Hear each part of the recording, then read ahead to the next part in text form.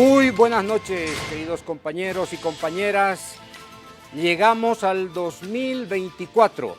Un enorme y cariñoso saludo desde Coordenada Sur para toda nuestra audiencia y saludar también a nuestro compañero Andrés, que se encuentra en San Pablo, en el estado brasilero. ¿Qué tal, Andrés? Buenas noches. Juan Ramón y a toda la teleaudiencia del poderoso Avia Yala y de Coordenada Sur, un grande abrazo. Tenemos que fortalecer la audiencia en vivo, Juan Ramón, en esta era donde se mira más televisión por YouTube que en vivo, porque el otro día tuvimos un episodio de censura con YouTube. Más tarde iremos conversando de eso, haremos algún detalle, pero es pertinente porque hoy hay de nuevo imágenes fuertes de Gaza. Perdón que inicie ya de manera tan rápida con lo informativo, pero me vino a la cabeza esta cuestión porque hay imágenes muy fuertes. Vamos a tener imágenes muy fuertes del conflicto en Gaza todo el año, me parece, lamentablemente, o por lo menos no se avisora un proceso de paz cercano. Y enfrentamos hace un par de semanas ese problema de la censura en YouTube. Hay evidentemente un lobby israelí muy fuerte y una guerra digital. Estamos en medio de una era de una guerra digital y de control de la información, y por supuesto que en Coordenada Sur y en el Avia Yala no nos zafamos de esa cuestión. Ustedes saben que yo soy corresponsal de Hispan TV y la señal de Hispan TV ha sido censurada por YouTube, le han bloqueado los canales, lo mismo con la televisión rusa cuando empezó el conflicto con Ucrania. Entonces estamos verdaderamente en una batalla muy fuerte, Juan Ramón, y acá firme junto al pueblo para darla contigo también a esta hora por el Avia Yala a través de Coordenada Sur. Te mando un abrazo muy grande. Oh, gracias Andrés, y lo mejor para ti y para la familia este 2024. Hemos estado durante muchísimo tiempo bajo el imperio de la censura, de la censura occidental, de la cultura occidental, para que se imponga sobre la diversidad de los pueblos de América Latina y del mundo. El lenguaje que ha dado forma a la comunicación viene de Occidente. Las formas, los símbolos, esta gran potencia cultural occidental que unas veces se expresa por la vía de las cañoneras, otras veces por la vía de la diplomacia hipócrita, otras veces a través de los medios de comunicación, finalmente dan como resultado esta gran batalla.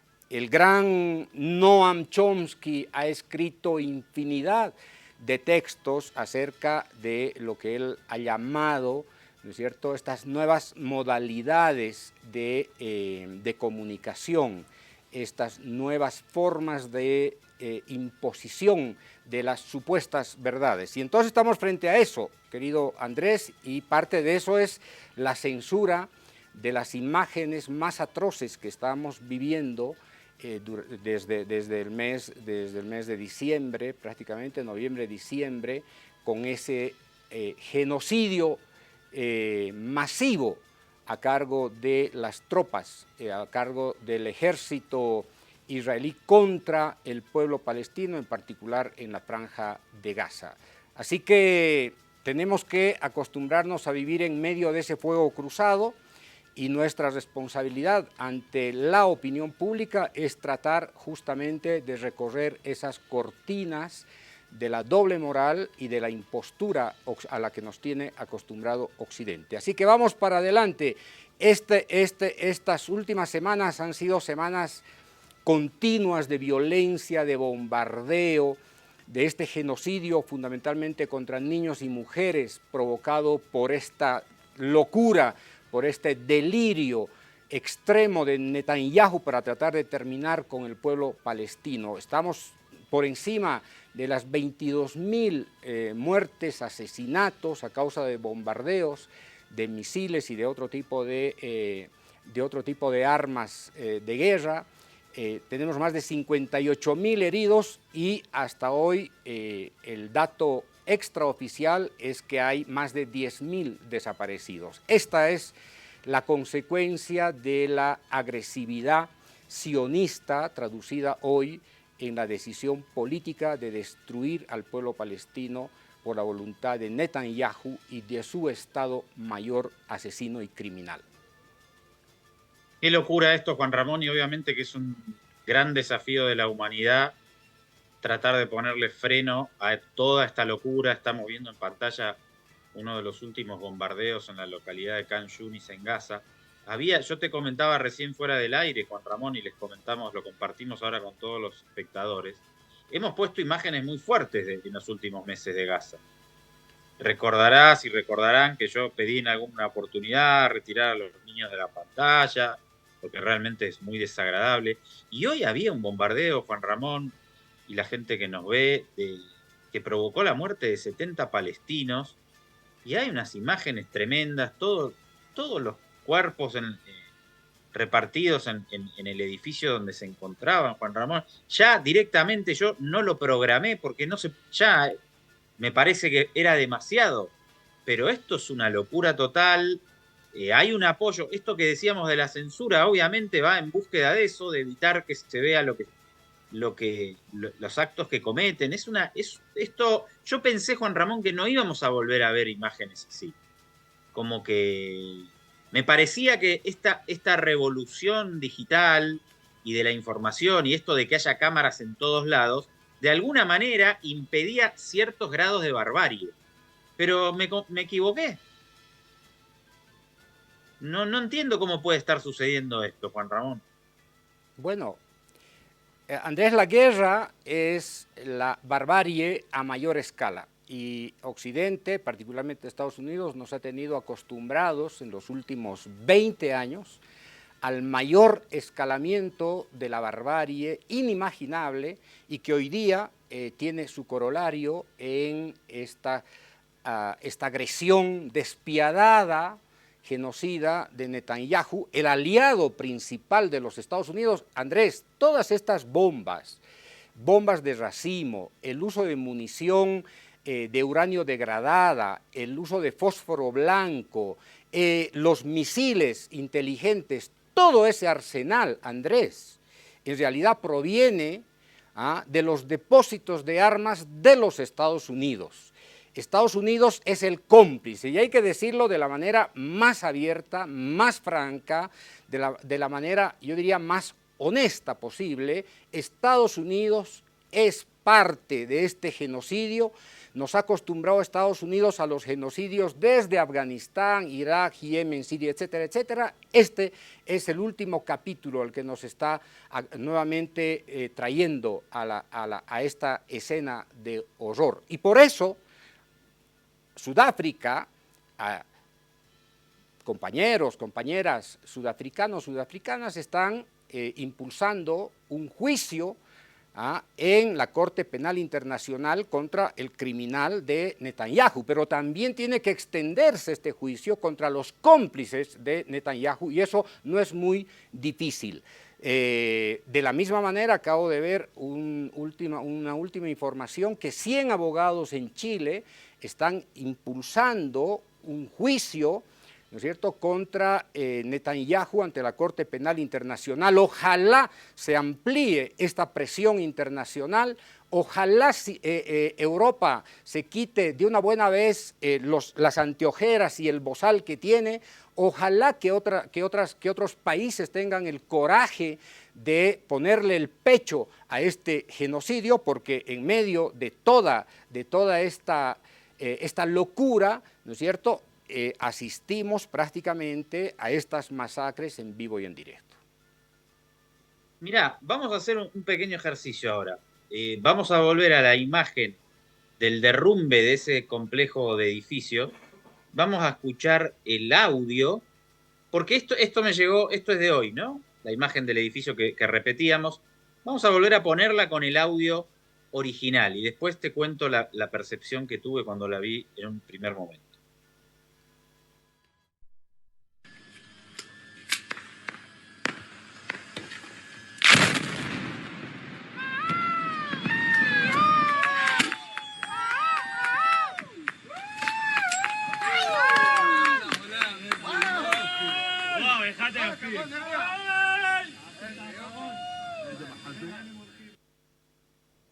Claro, yo la veía, Juan Ramón, porque es muy difícil ahora saber qué puede ser una noticia falsa, lo que conocemos como fake news o no.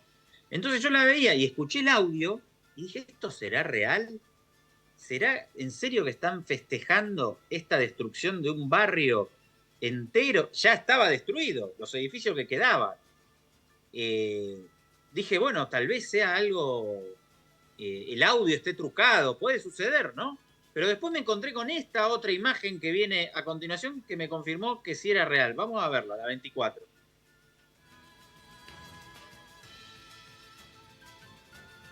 Tanto, ha difundido imágenes que parecen mostrar a palestinos detenidos, desnudos.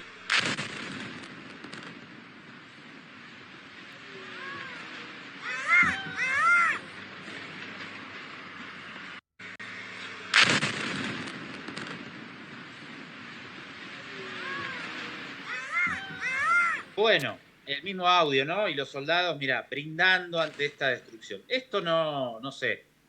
¿Esto será la guerra, Juan Ramón, o esto es otra cosa? No sé.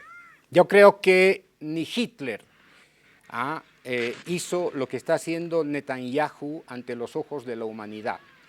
Creo que este escenario dantesco, brutal, que estamos viendo y que nos muestran estas imágenes de horror es propio de verdad de una locura, de un acto demencial que solamente se concibe en el cerebro de estos genocidas, de estos criminales. Bueno, pero fíjate, Andrés, recuerdo brevemente, voy para atrás un par de segundos. Sí.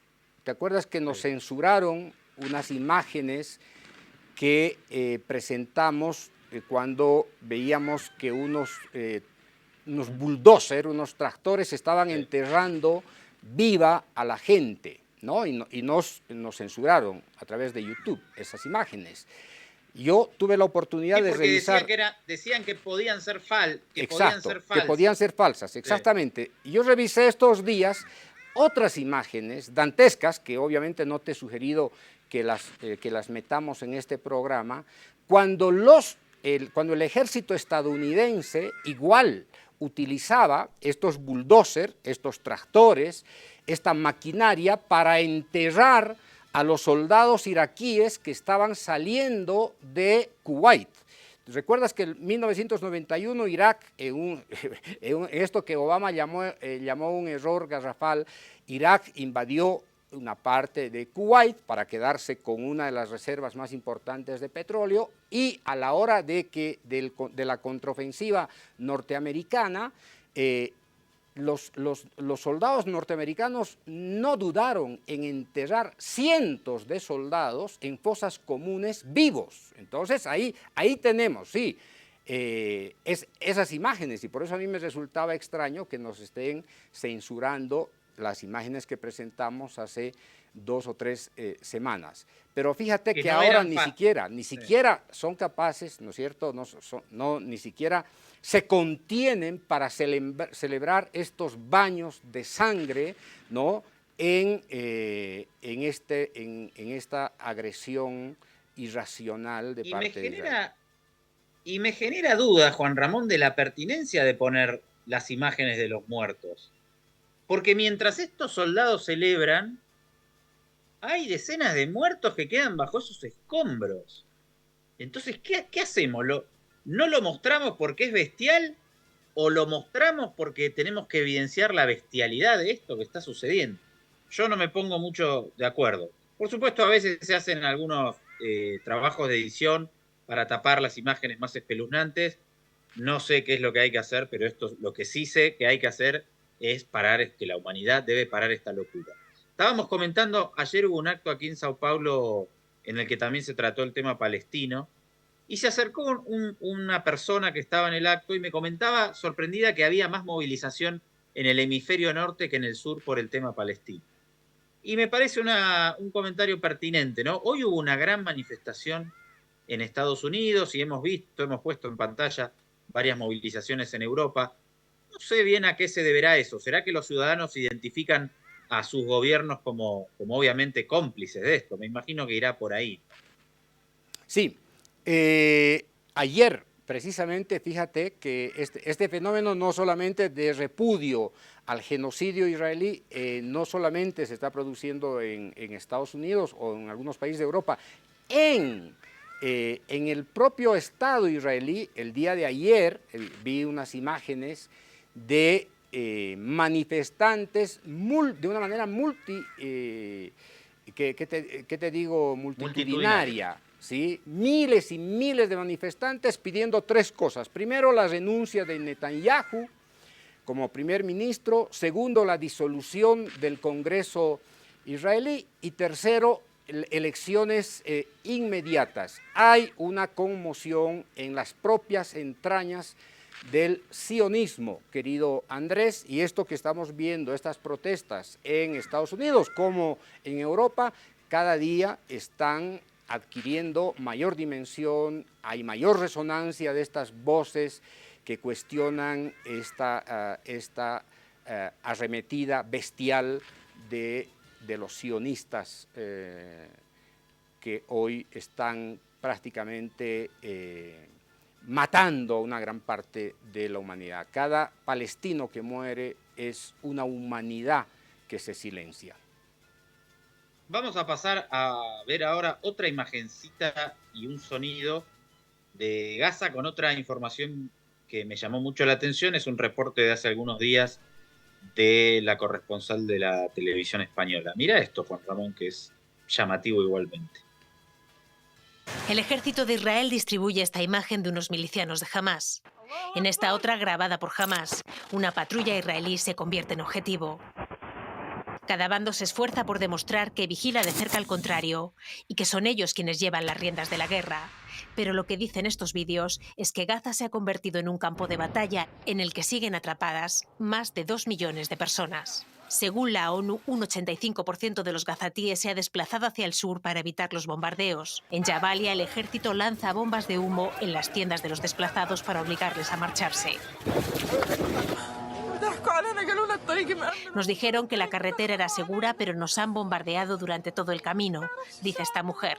Los soldados israelíes la presionaron para que se marchara hacia el sur sin su marido y sin su hijo de 10 años. El ejército de Israel...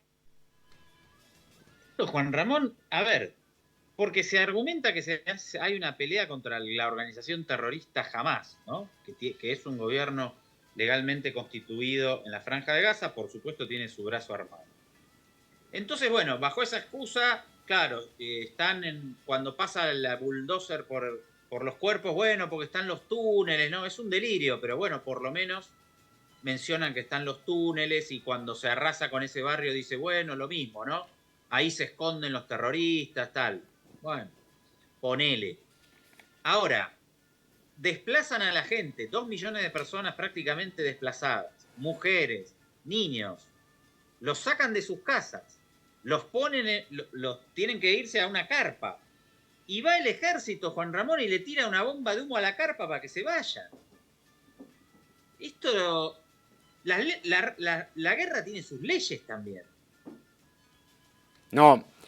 No hay más ley que la decisión política de Netanyahu para desaparecer al pueblo palestino. Es eso. El apoyo occidental, estadounidense, europeo, de manera explícita para sostener esta locura. Las leyes de la guerra hace mucho tiempo se cancelaron simplemente porque tienes un imperio, ¿no es cierto?, que hoy día ejerce la mayor brutalidad para sostener su hegemonía. Afortunadamente, ese imperio que hoy día se está sosteniendo por la vía de la guerra, por la vía de estas atrocidades, cada día está siendo derrotado militar y moral y políticamente. Ya no tenemos al poderío militar político estadounidense después de la caída del muro de Berlín.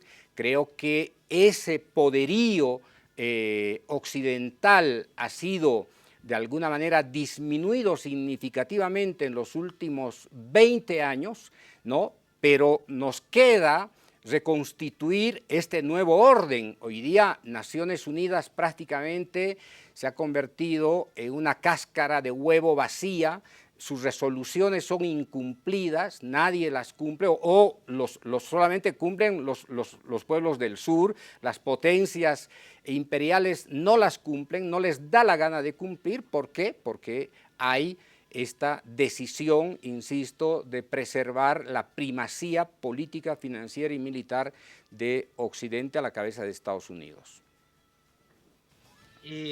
Alteramos totalmente el guión, Juan Ramón, y vamos a empezar por Estados Unidos, pero ya que estamos en el Medio Oriente, vámonos a Beirut. Ya podemos ver imágenes de la nota número 12, porque en estas últimas horas, o en estos últimos días, Israel asesinó al número 2 de Hamás y lo hizo en Beirut, la capital del Líbano, que es un país limítrofe tanto con Israel como con Palestina. Estas imágenes que vemos es de las exequias, obviamente, del dirigente de Hamás que estaba en Beirut. Hay un movimiento chiita fuerte allí que está vinculado, por supuesto, al partido de Dios Hezbolá. Hace tiempo que estamos viendo la implicación posible del Líbano en el conflicto. Hemos estado repasando en el programa el tema de los hutíes en Yemen, y lo vamos a estar viendo hoy también si nos da el tiempo. Y hay una declaración de Estados Unidos hace pocos minutos que dice que tienen que hacer todo lo posible para evitar que el conflicto escale, porque esta semana también hubo un ataque terrorista en Irán con 84 muertos. O sea, esto está en candela. Vamos a ver hasta dónde llega, pero es realmente preocupante. Para entender un poco qué está sucediendo y qué puede suceder si Hezbolá entra en el conflicto, vamos a ver una valoración de Ina Afinogenova en el programa que hace con Pablo Iglesias en España, es la nota número 13. Vamos a escucharla un poquito para tener un contexto de lo que puede significar el asesinato del número 2 de Hamás en otro país, por supuesto, como es el Líbano. Pregunta que quizá muchos nos hicimos ayer cuando nos enteramos del ataque israelí en Beirut es: ¿dónde está la línea roja de la milicia chií libanesa Hezbolá? Porque si no se ha cruzado con este asesinato, se ha acercado peligrosamente a ella. El Estado de Israel es enemigo declarado del denominado Eje de la Resistencia, formado precisamente por Hezbolá, Hamás, las milicias chiíes de Irak y los hutíes de Yemen, entre otras formaciones. Desde octubre del año pasado, una de las principales interrogantes era si los aliados militares de Hamás se involucrarían en la guerra contra Israel. Se han reportado numerosos intercambios de misiles en la frontera con el Líbano, casi desde el inicio de los ataques. Hablábamos de que en cualquier momento una chispa podría incendiar toda la zona. Ahora evalúe el atrevimiento de asesinar a uno de los líderes de ese conjunto de formaciones militares aliadas en el territorio que controla otro de sus integrantes, en el sur de Beirut, zona chiita donde Hezbolá tiene su base social y sus instituciones. Una diría que se está haciendo un esfuerzo enorme desde el gobierno de Israel para arrastrar a los países de la región a una gran guerra, y que este episodio podría ser el equivalente del magnicidio de Sarajevo en cuanto a su capacidad como detonante para extender el conflicto por toda la zona. Hamás decidió congelar las negociaciones con Israel para un intercambio de rehenes y prisioneros. Recordemos que de las más de 200 personas tomadas de rehenes el 7 de octubre, quedan más de 100 israelíes aún sin liberar. Es decir, el gobierno de Israel no solo ataca al país vecino y asesina a varias personas allí, sino que pone en riesgo a sus propios ciudadanos, que son supuestamente su prioridad. Hezbolá, por su parte, de momento se ha limitado a emitir un comunicado en el que amenazó con no dejar sin castigo ese ataque contra el Líbano. Parece que no les convence mucho la explicación israelí sobre la precisión del bombardeo. No, dicen textualmente que se trata de un asalto al Líbano, su pueblo, su seguridad y su soberanía, y que sus combatientes están en el máximo nivel de preparación. Nuestras manos están en el gatillo. Aquí hay que recordar que no es la primera advertencia que hacen. A lo largo de varias semanas de octubre se estuvo aguardando el discurso del líder de Hezbolá, Sayed Hassan Nasrallah, que se veía como una suerte de punto de inflexión en el el discurso de en el transcurso de todo el conflicto. Finalmente habló a principios de noviembre y, al contrario de lo que muchos esperaban, no declaró la guerra a Israel en ese momento. Lo que sí dijo era que un ataque preventivo israelí contra el Líbano constituiría un error fatal. La pregunta ahora es si el crimen de ayer lo van a calificar como tal o no. De momento es difícil de predecir. Hoy Nasrallah dará un discurso por el 4º aniversario del asesinato por parte de Estados Unidos del comandante de la Fuerza Al-Quds de Irán, Qasem Soleimani, y a ver qué anuncian. Lo que sí está claro es que hay que tomar en serio este tipo de advertencias. Hezbollah ya le plantó cara, como hemos dicho aquí, al ejército israelí en la guerra del Líbano de 2006, y esa campaña militar no fue ningún paseo para Tel Aviv. Algunos expertos militares calificaron aquello como una derrota israelí, de hecho. Creo, Juan Ramón, que tenemos mucho trabajo, que es muy difícil explicar cómo va la geopolítica mundial en estos últimos tiempos y en lo que vendrá, que es muy complejo. Y también me sorprendía, mientras vemos imágenes de Teherán, de la manifestación en repudio al último atentado terrorista, que de paso se produjo en el homenaje que se le estaba brindando al general Soleimani, que, recordemos, fue asesinado por Estados Unidos de manera unilateral con un drone hace 4 años. La gente lo ha ido a homenajear. Ha habido un atentado terrorista de Daesh, del Estado Islámico, con más de 80 muertos. Entonces, todo esto es muy delicado, es difícil, hay muchos intereses cruzados, va a ser difícil de analizarlo. Y además todo esto tiene un impacto que es global, no es solo que esto está pasando en el Medio Oriente y lo demás está escindido. Y lo que me sorprende, Juan Ramón, es que cada vez que vamos avanzando en las emisiones de Coordenada Sur, cada vez hay más belicismo, cada vez hay más guerra, más violencia y más acciones militares. Es muy preocupante. Hay 2 comentarios ahí, Andrés. El primero, que tiene que ver con el escalamiento de la conflictividad tanto en la región del Oriente Próximo como en otras regiones, vinculada a la política interna. Cuando Netanyahu estaba devastado políticamente, vino el ataque de Hamas y que fue respondido con la mayor furia imaginable hasta este momento. Es la misma, digamos, en otro contexto, la respuesta que tuvo Estados Unidos frente al ataque contra las Torres Gemelas, la respuesta desproporcionada de invadir primero Afganistán y luego a Irak, tiene que ver precisamente con la política interna. Dicho de otra manera, las políticas internas de estos dirigentes demenciales se ajustan en escenarios externos. Por lo tanto, eso juega de una manera muy compleja tanto para Israel como para Estados Unidos. El segundo comentario es que Estados Unidos, Israel y sus aliados están abriendo las puertas del infierno, no solamente en el Oriente Próximo, sino también nuevamente en Medio Oriente, que tiene su repercusión a escala global con el incremento gradual del precio del petróleo. Hoy día, lo que fue este genocidio de Israel contra Palestina en la Franja de Gaza, hoy día tiene repercusión en el norte, ¿no es cierto?, de esta región. Tiene repercusión con Irán, tiene repercusión en Siria, tiene repercusión en Irak. Hay una crispación, hoy día tenemos una escalada del conflicto entre Oriente Próximo y Oriente Medio, en medio de las elecciones que se van a llevar a cabo en los Estados Unidos. La pregunta es, ¿cuánto tiene que ver la elección en los Estados Unidos con esta apertura a las puertas del infierno en Oriente Próximo y en Oriente Medio? ¿Y tenés alguna respuesta? Yo no me animo a darte ninguna. Bueno, la pregunta va a ser respondida, Andrés, yo diría... Con el resultado de la elección. Con el resultado de lo que está ocurriendo hoy en Gaza, lo que está ocurriendo con el Líbano, con Irán, con Irak, pero además lo que está ocurriendo con Ucrania.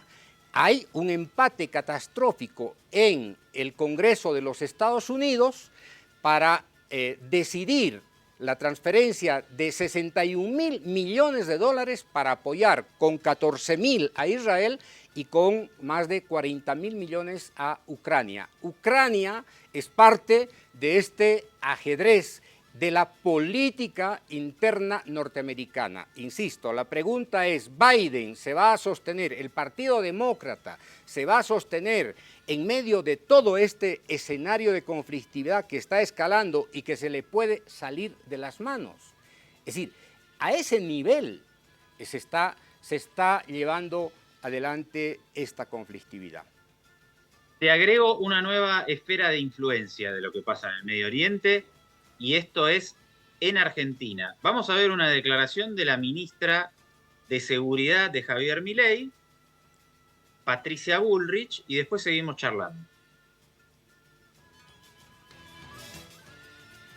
Tuvo una información de inteligencia brindada por, digamos, una conjunción de elementos, tanto de Estados Unidos como de Israel, como una información que recibió un miembro de Gendarmería que ha sido formado en antiterrorismo de parte de sus pares de Colombia, la Dirección Nacional de Inteligencia Criminal del Ministerio de Seguridad, trabajando sobre los perfiles, intercambiando información con las agencias, y además había un dato que nos preocupaba, que era que el hotel que tenían alquilada a estas personas estaba en la embajada de Israel. Las 3 personas están vinculadas, esa es la información que nosotros recibimos. Sabíamos que llegaban en distintos vuelos, que llegaban además, estaban a la espera de un paquete que venía vía, digamos, los sistemas de delivery de paquetes, venía de Yemen.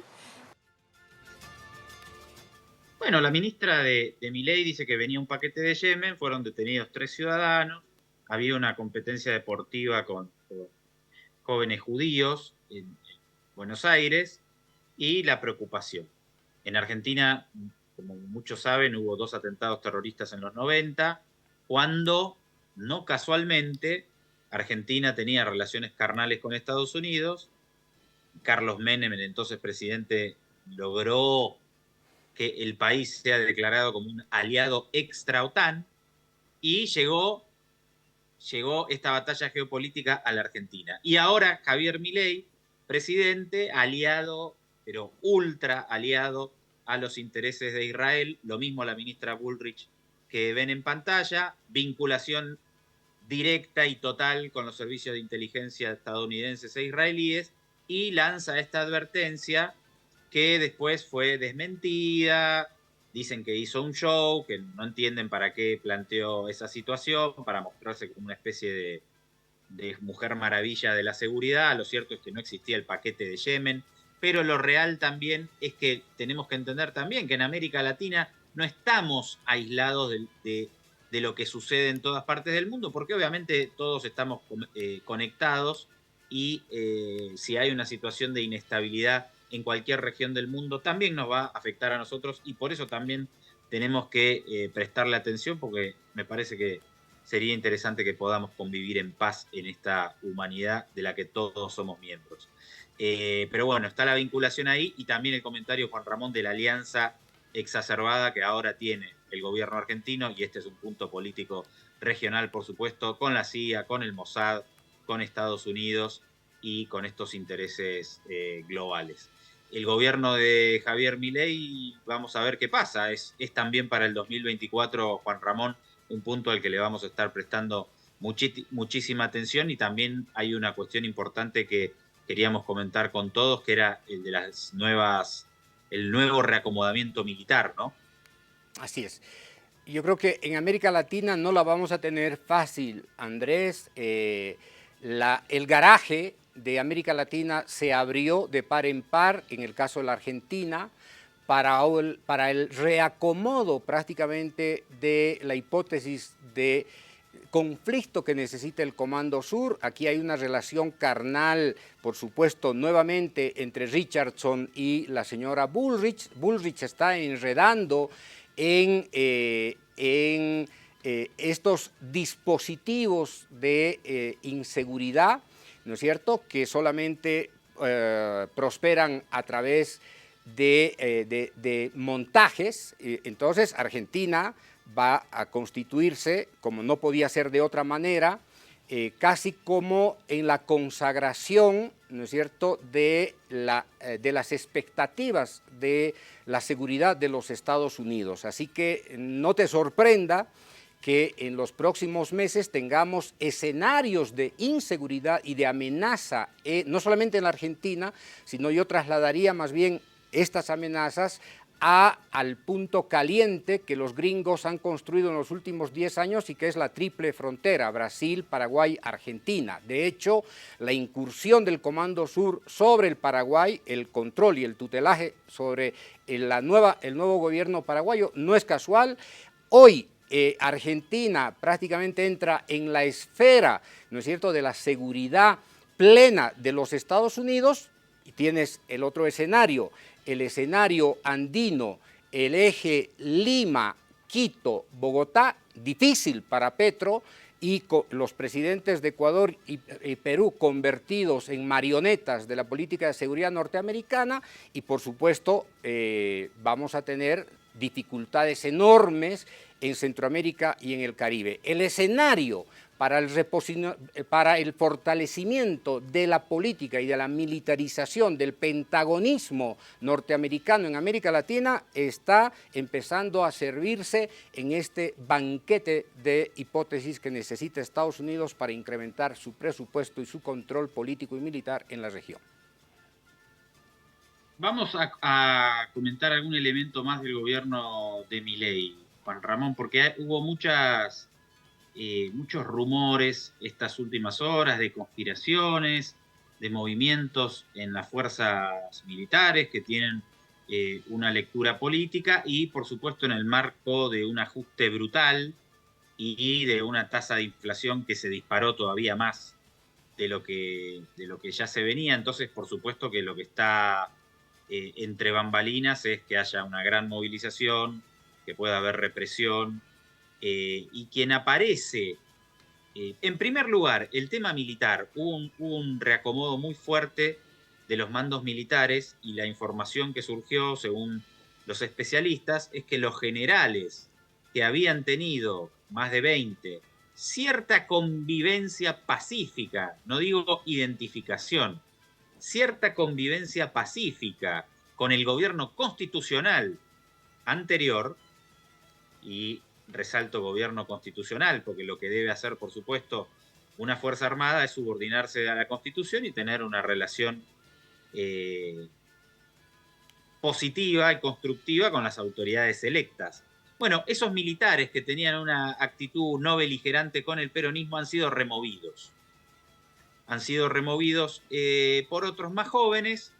Hay un nuevo jefe del ejército que está ligado familiarmente con la represión ilegal durante la dictadura, y la especulación es que la administración de Milei está buscando militares más dóciles porque podría haber un escenario de cierre de Congreso, una especie de Fujimorazo, una deriva autoritaria que estaría justificada, muy entre comillas, justificada no, la razón que esgrimirían para hacer ese quiebre institucional sería la no aprobación por parte del Poder Legislativo de las medidas que quiere imponer Milei por un decreto. Entonces todo esto está en el ambiente político de la Argentina, obviamente que hay que prestarle atención, y un elemento más en medio de eso, Juan Ramón, es una aparente conspiración que quienes seguimos la política argentina de cerca la venimos oliendo desde hace rato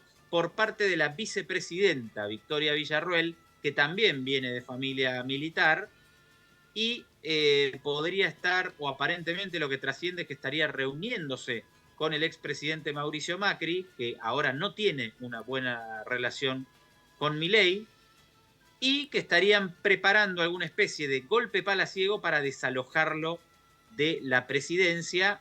Y me parece, y si lo comentamos al aire, Juan Ramón, es porque esto me parece que tiene una base analítica, porque información no tenemos, pero sí algunos elementos que podemos observar que nos permiten hacer esta especulación y que entendemos que vale la pena ponerla a disposición de la opinión pública. Vamos a repasar la nota número 4, que es Juan Grabois, un importante dirigente social, precandidato a la presidencia en la última elección, y justamente habla de esto y del papel de la vicepresidenta Villarroel. Es la nota número 4, vamos a escucharla.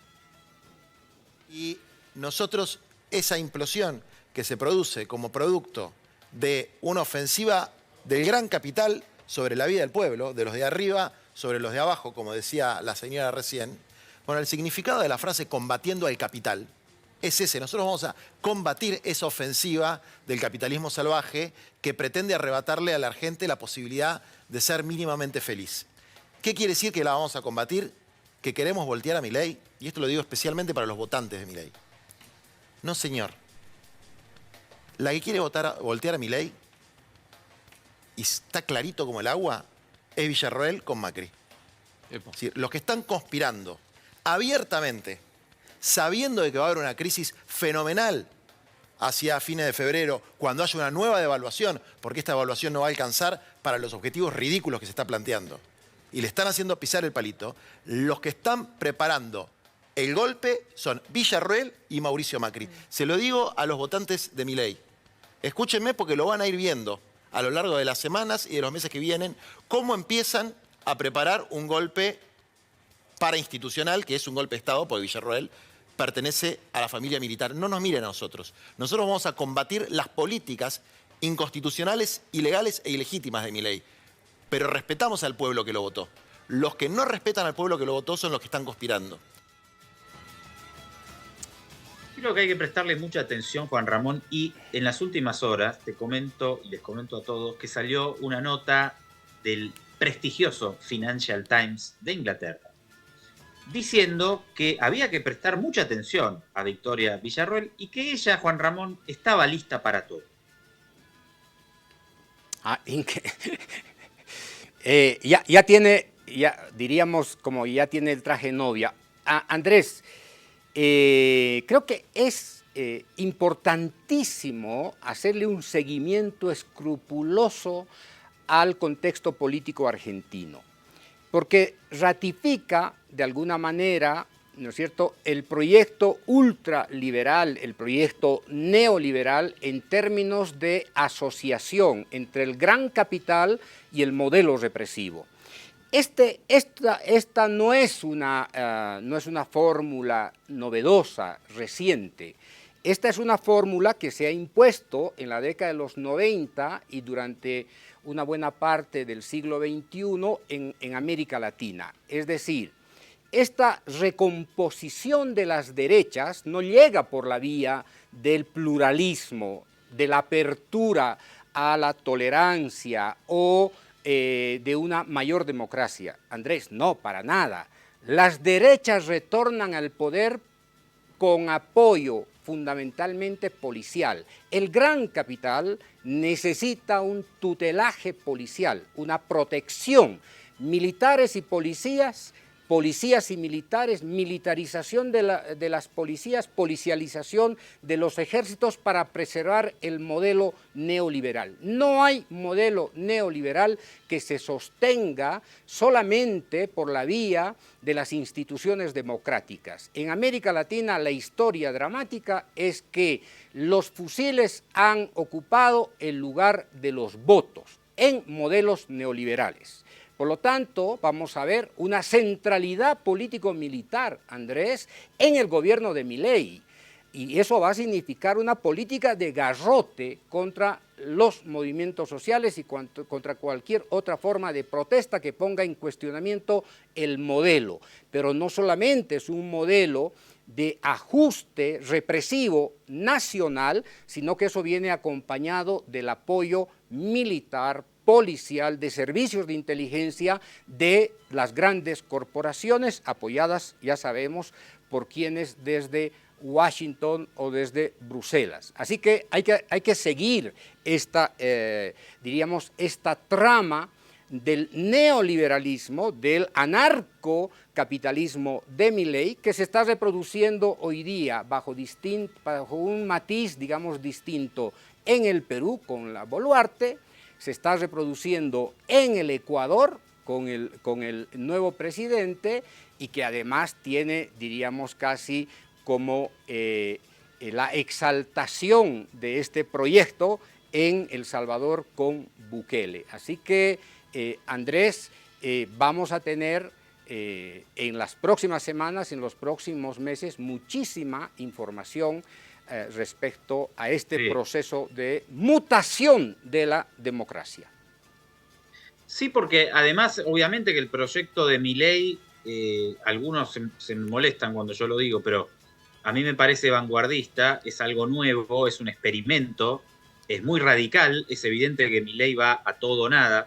Acaba de declarar hace algunas horas que él no va a negociar los términos del decreto que mandó al Poder Legislativo, tiene una bancada muy pequeña, entonces argumenta que tiene el 70% de apoyo de la población, no sé de dónde sacaron esos números, Juan Ramón. Esto es interesante también de esta era, ¿no? Se dan como verdades algunas cosas que provienen del delirio de algunas personas nada más. Pero lo cierto es que el experimento de Milei tiene el pie muy fuerte en el acelerador y tendremos que prestar mucha atención a ver qué sucede. Si evidentemente, si como dice el gobierno argentino, tiene el apoyo de una gran mayoría de la población, o si esto es falso, y también ver qué capacidad de respuesta hay. En principio, creo que está confirmado un paro general para el 24 de enero. Hay distintas observaciones sobre la pertinencia o no desde el campo nacional y popular de llevar adelante esa medida, pero vamos a ver qué sucede en las calles, ¿no? Y bueno, lo de anarcocapitalismo, creo que es el primer anarquista que conozco tan amigo de la policía y los militares, ¿no? Con todo cariño le digo, claro, esto es parte del mismo delirio, Juan Ramón. Sí, sí, sí. ¿No? Todos, es claro, como...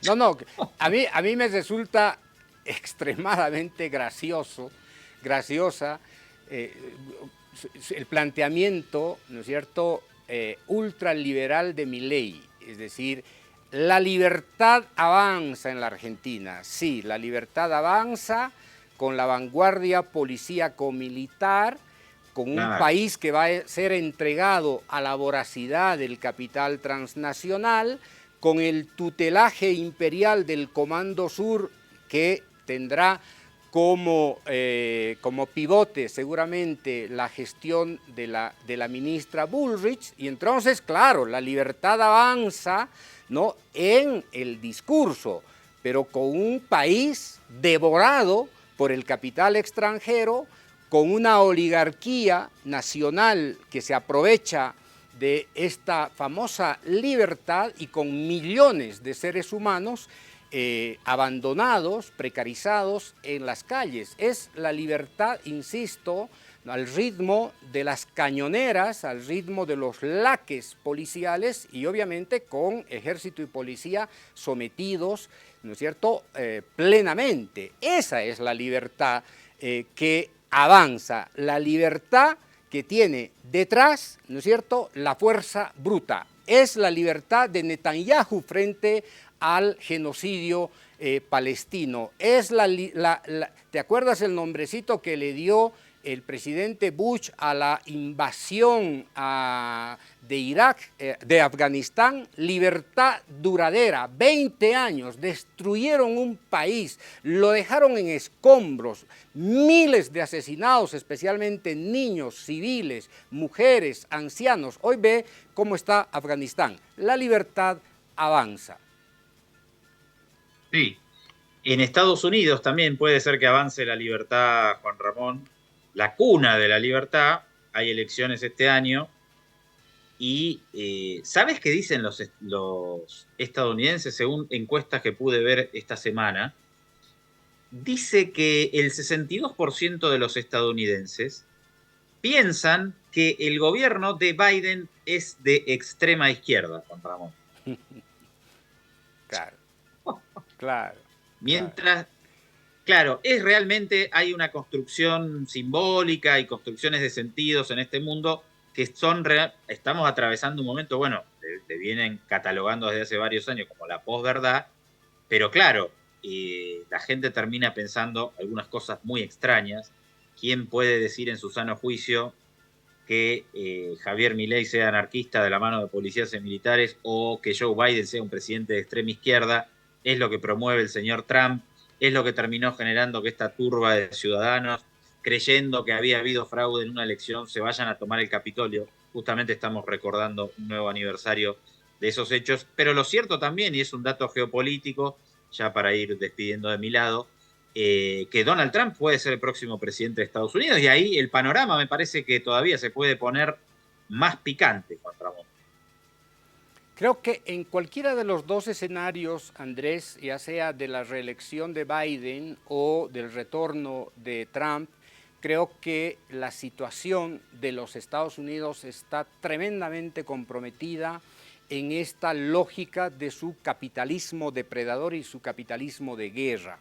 Me temo que en Europa se van a producir algunos fenómenos que respondan a esta estrategia, ¿no?, militarista de Estados Unidos. Los últimos datos que tenemos es que hay un punto de inflexión en el proceso de industrialización alemán, que hay una suerte de economía semidevastada en Francia, las dos locomotoras de la economía europea.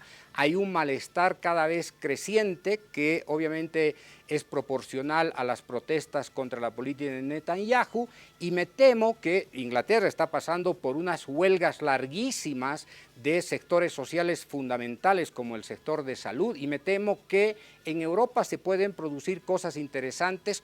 Obviamente el primer ministro Scholz, las tendencias de las encuestas señalan que va a ser arrasado en las próximas elecciones en Alemania. Por lo tanto, tendremos ahí un nuevo escenario como consecuencia, insisto, de esta dinámica geopolítica que tiene como vanguardia los escenarios de guerra. 2024 no será para nada, para terminar, no será para nada un año de paz, de tranquilidad, de estabilidad. Mi impresión es que será todo lo contrario.